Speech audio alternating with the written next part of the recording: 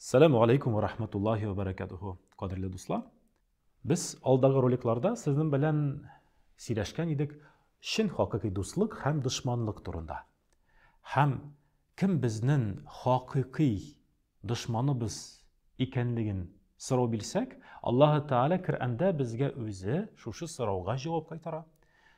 Аллаһ Таала Ясин сүрәсендә әйтә: "Аузу биллаһи минәш шәйтанир раҗим. Бисмиллаһир рахманир рахим. Иннаху лакум адуум мубин."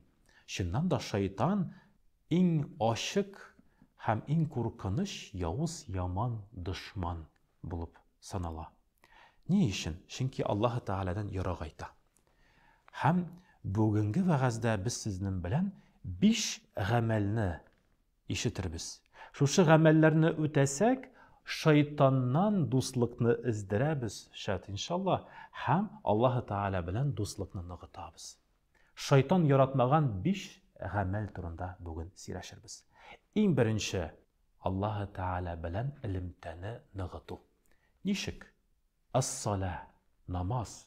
Намаз ул шушы Аллаһ Таала белән элемтәне ныгыта торган иң күркәм гыйбадәтләрнең берсе. Һәм шуннан да намаз сыйлатун дигән сүздән килә, ягъни элемтә. Шушы элемтәне ныгытсак, намазыбызны торгызсак, намаз белән гыйбадәт белән тормышыбызны бәйләсәк, ул вакытта Аллаһ Таала белән элемтәне ныгыткан саен, шайтан белән элемтәбез изелә башлый. Беренчесе, димәк, намаз. Намазыбызны чын ихлас күңелдән үтәп, Аллаһ Таалага гыйбадәт белән якынайып, шайтаннан ерагаябыз. Икенчесе исә ул Аллаһ Тааланы искә алу. Зикр белән тормышыбызны мул кылсак, шуның белән без шайтанны кешсез калдырабыз.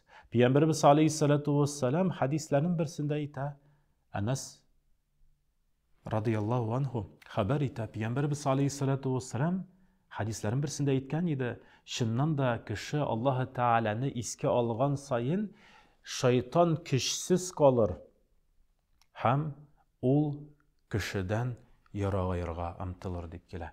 Ягъни аның шушы кеше белән элемтәсе изелер дип килә. Өченче гамәл. Ул да инде Аллаһ Таала хузурында Коръән уку. Коръән уку.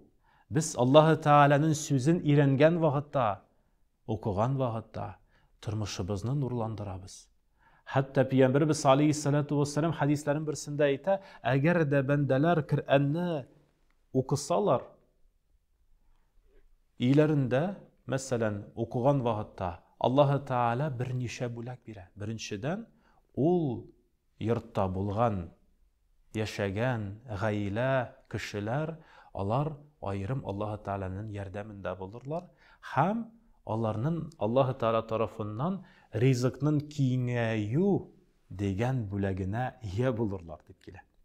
Икенчесе исә ул Аллаһ Тааланың рәхмәте белән Аллаһ Таала шушы нигездә булган гаиләнең, яшәгән кешеләрнең күңелләренә тынычлык килер, рәхәтлек иңер.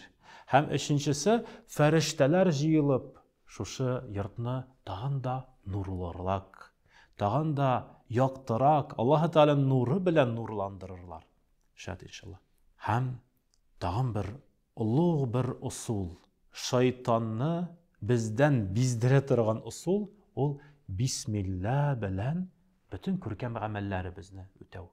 Хәтта мәсәлән, әгәр дә берәр кеше өйләренә Аллаһ Тааланың исеме белән кирсә, бисмиллаһир рахманир рахим дип әйтеп, мәсәлән, һәм ашарга утырган вакытта бисмиллаһ дип ашый башласа, шайтан кешсез калыр һәм әйтер икән.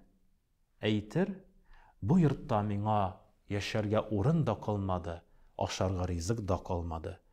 Бу йортта миңа яшәргә мөмкинчелек калмады дип, ул нигездән шайтан китеп барыр дип килә.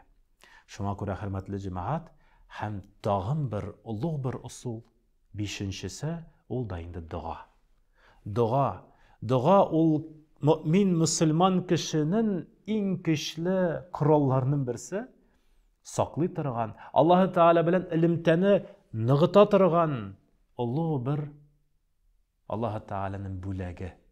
Һәм Пәйгамбәрбез алейһиссалату вассалам хадисләрен берсендә әйтә: Бисмиллахи тәвәккәлту алаллаһ ва ла хаула ва ла куввата илля биллаһ дигән дуганы әйткән бәндә Аллаһы Тәгаләнең ярдәмендә, сакчылыгында булыр. Һәм шайтан ул бәндәгә карата әйтер: Ничек инде андый кешене Аллаһы Тәгаләнең юлыннан биздереп булыр?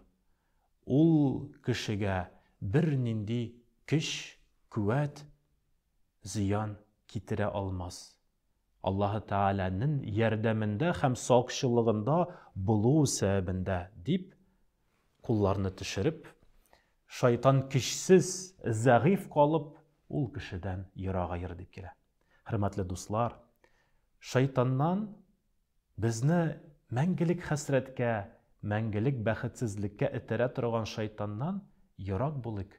Аллаһы Тәгаләнең рәхмәтенә якынайып, хакыйкый рәвештә шушы 5 усул белән файдаланып, мәңгелек бәхеткә, сәгадәткә ирешергә насип әйләсә иден. Ассаламу алейкум ва рахматуллаһи ва баракатуһ.